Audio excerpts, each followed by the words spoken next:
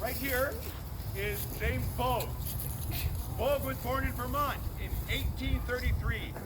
He arrived in Sioux City in 1858. He brought with him a supply of flour, apples, and whiskey, and opened a wholesale grocery company. Later, with his brother and partner H.D. Bogue, joined in the firm of H.D. Bogue and Company, and that was until 1878. Now, according to legend, Bogue purchased a sunken boatload of grain to fatten hogs for slaughter. He had no market with the hogs, so that's why he slaughtered them.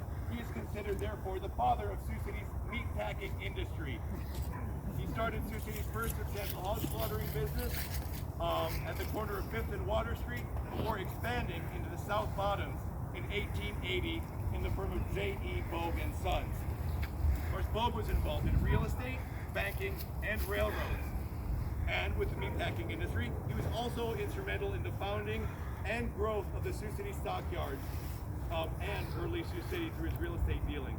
He died in Los Angeles in 1911. Now, you don't really have to move very far again, because